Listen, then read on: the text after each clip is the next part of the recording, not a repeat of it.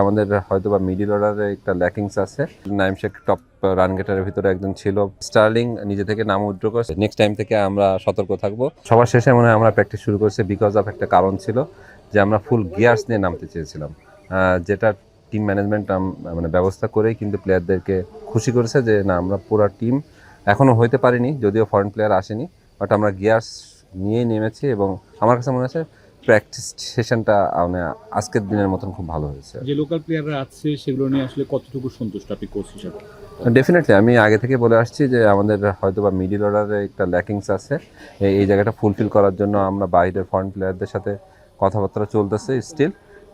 Hopefully হয়তোবা তারা কালকে আমাদের মনে হয় যে চলে আসতে পারবে, কাল পরশুর ভিতরে টিমের সাথে জয়েন করবে। আর যারা লোকাল ক্রিকেটার আছে আমার কাছে মনে হয় লাস্ট ইয়ারের নাইম শেখের পারফরমেন্সই বলে দেবে যে last year Naim Sheikh top run গেটারের ভিতরে একজন ছিল। অনেক অলরাউন্ডার আছে, তারপর শেখ মাহাদি, তানভীর আছে। বোলিং ডিপার্টমেন্টটা অসাধারণ, শুধু এখন ব্যাটিংটা যদি সবাই ভালো করে করতে পারে তাহলে আমার কাছে মনে হয় যে টিমটা রেজাল্ট করা সম্ভব। এটা কনসার্ন দেখা দিয়েছে যে আপনাদের 6জন বিদেশির মধ্যে 3জন বিদেশি আসবে না বলে জানিয়ে দিয়েছে। এই বিষয়টা কি আপনি জানেন বা আপনাকে জানানো হচ্ছে? আচ্ছা, ডিকোয়ালার ব্যাপারটা জানি। ডিকোয়ালা শ্রীলঙ্কা রিসেন্টলি টি-20 টিমে চান্স পেয়েছে, এই জন্য বোর্ড এনওসি দিচ্ছে না। আর আবরারের সাথে কথাবার্তা চলতেছিল, আবরার লাস্ট মোমেন্ট পর্যন্ত ওকে হোল্ড করে রেখেছে। আর স্টার্লিং নিজে থেকে নাম উইথড্র করেছে। আর বাদ বাকি যারা আসতেছে ডেলপোর্ট, তারপরে গোলাম, এরা হয়তো বা রিসেন্টলি জয়েন করবে টিমের সাথে। দল সাথে দেখি আপনাকে একটু বেক পোহাতে হবে কিনা, মাত্র 3জন বিদেশি আসছে বা এখনো আসেনি। না না, 4জনই আসবে। আমরা 4জনকেই নিয়ে মাঠে নামবো।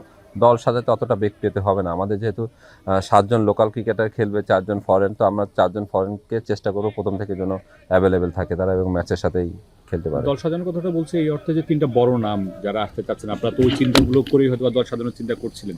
সেই জায়গা থেকে কিছুটা কি হলেও দলের শক্তিমত্তা একটু দুর্বল হবে কিনা সেই জায়গাটা? না, যদি ডিকলার কথাটা চিন্তা করেন, ডিকলা as a keeper cum batsman হিসাবে জয়েন করতো, অ্যাজ এ ওপেনার হিসাবে সে করতো। বাট আমরা যাদের সাথে কথাবার্তা চলছে, ডেলপোর্ট সেও কিন্তু ওপেনার। সো এই ক্ষেত্রে আমার কাছে মনে হয় আমার হাতে পর্যাপ্ত ওপেনার আছে। আমার শুধু মিডিল অর্ডারটা খুঁজছিলাম আর কি। গোলামের সাথে কথাবার্তা চলছে। গোলাম অ্যাজ এ মিডিল অর্ডার হিসাবে আমার কাছে মনে হয় যে খুব ভালো একটা কালেকশন। আর 2জন যারা আসবে আমার কাছে মনে হয় এখনও কথাবার্তা চলছে, তারা মিডিল অর্ডারের জন্যই আমরা দেখবো। আসলে ডিকলা, তারপর স্টার্লিং সবাই কিন্তু উপরের সারির ব্যাটসম্যান। আমাদের তো জয় আছে, তারপর নাইম শেখ আছে, এরা কিন্তু উপরেই ব্যাটিং করে। তারপরে ইয়াং প্রমিজিং রবিন আছে। সো ব্যাকআপ প্লেয়ার হিসাবে কিন্তু আমাদের সবই ওপেনার। মিডিল অর্ডারটা আমাদের দরকার ছিল। তুষার ভাই, একটা গতকাল এয়ারপোর্টে আপনাদের টিম বাস নিয়ে একটু খেলোয়াড়রা অসন্তুষ্ট প্রকাশ করেছেন। এই বিষয়ে আপনার একটু পরিষ্কার করতেন, বিষয়টা খুব সমালোচনা চলছে আসলে সোশ্যাল মিডিয়াতে। আসলে সরি ফর দ্যাট, মানে আমরা প্রথমেই আসলে একটা টিম মিটিংয়ে বলাই হয়েছে যে আমরা এর জন্য দুঃখ প্রকাশ করছি অ্যাজ এ টিম ম্যানেজমেন্ট হিসাবে। আসলে এটা হয়ে গেছে। নেক্সট টাইম থেকে আমরা সতর্ক থাকবো এবং তারাও এগ্রিড করেছে যে নো প্রবলেম, অসুবিধা নেই। আমরা বাট নেক্সট টাইম থেকে আপনারাও দেখবেন, আমার কাছে যেটা মনে হয় যে ডিসিপ্লিন ওয়েতেই চিটাগাং রয়্যালস চলছে আর কি। তুষার ভাই, একটা বিষয় হচ্ছে যে 3টা পর্ব, সিলেট পর্ব, চট্টগ্রাম পর্ব, ঢাকা পর্ব। সিলেট পর্বের প্রাথমিক যদি গোল সেট বলি তাহলে কি আপনারা দেখছেন?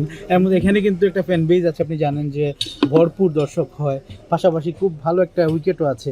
সব মিলিয়ে সিলেট কে আপনি কী করতে চান আসলে সিলেট পর্বে? দেখুন, আমরা 4টা ম্যাচ এখানে যদি 2টা ম্যাচ বের করতে পারি আর কি, 2টা ম্যাচ যদি জিততে পারি, ধরেন অনেক বড় বড় নেম আছে এখানে, রংপুর রাইডার্স, রাজশাহী খুব ভালো একটা টিম তৈরি করেছে, সাথে সিলেটও কিন্তু ভালো টিম তৈরি করছে। আমার কাছে যেটা মনে হয় যে না, ওই তুলনা থেকে আমরা অতটা স্ট্রং টিম না, যেটা ফ্যাক্ট। বাট আমাদের মাঠে খেলে জিততে হবে। সো যদি ভালো ক্রিকেট খেলতে পারে ক্রিকেটাররা, আমার কাছে মনে হয় যে রেজাল্ট করা সম্ভব। বিকজ টি-20 আসলে এনিবডিজ গেম। যদি ভালো শুরু করতে পারি, মোমেন্টামটা নিতে পারি, তাহলে আমার কাছে মনে হয় যে কোনো টিমকে হারানো সম্ভব। ভাই, 2জনের সাথে কথা চলছে বলছেন, কি একটু জানানো যায় মিডল অর্ডার আসলে আপনারা কাদেরকে খুঁজছেন বা কাদের সাথে আলোচনা করছেন? এখনো কনফার্ম হয়নি। কনফার্ম হলে আপনাকে আমি জানাতে পারবো। আদারওয়াইজ আসলে ম্যানেজমেন্ট যাদেরকে আসলে চুজ করছে, তা আমি মানে প্র্যাকটিসের ভিতর ছিলাম বিদায় এটা আসলে মিস করে গিয়েছি। পেস বোলারদের কথাটা বলছিলেন, আমার চট্টগ্রামের পেস বোলিং ইউনিটটা অনেক স্ট্রং। তো চট্টগ্রাম আসলে বোলিং সাইডে বাংলাদেশি যে ক্রিকেটার আছে তাদের উপরেই খুব বেশি নির্ভরশীল কিনা, বা কোনো বড় নাম আসছে কিনা? না, অবভিয়াসলি আমরা যেটা ল্যাকিংস আছে সেটা ফুলফিল করার চেষ্টা করছি। বাট চিটাং রয়্যালসের আমার কাছে যেটা মনে হচ্ছে, Shoriful one of the good bowler আমার কাছে মনে হয় এই ফরম্যাটের জন্য। শেখ মাহাদি নতুন বলে বোলিং করে, তানভীর, তারপরে আবু হায়দার রানি আছে, সুমন খান আছে, জিয়া আছে, জিয়াউর রহমান, সো মুগ্ধ আছে, পেস বলিং মানে বোলিং ইউনিটটাই আমার কাছে মনে হয় যে বেস্ট আমার টিমে। একটু ব্যাটিংটা একটু ল্যাকিংস আছে, ওইটাই আমরা ফুলফিল করব। শরীফুলকে দেখছিলাম তিনি খুব চার্মিং ছিলেন, মানে অন্যান্যদের তুলনায় খুব এনজয় করছিলেন। শেখ মাহেদী, শরীফুল, ওনাদের দিয়ে কি আপনারা মানে বোলিং ইউনিটটাকে না, অবভিয়াসলি তারা দেশের জন্য সার্ভিস দিয়ে যাচ্ছে, স্টিল বাংলাদেশের ফলে খুব ভালো ক্রিকেট খেলছে। সেই তুলনা থেকেই বলছি, সেই প্রেক্ষাপট থেকেই বলছি যে আমাদের বোলিং ইউনিটটা অসাধারণ, আমার কাছে যেটা মনে হয়।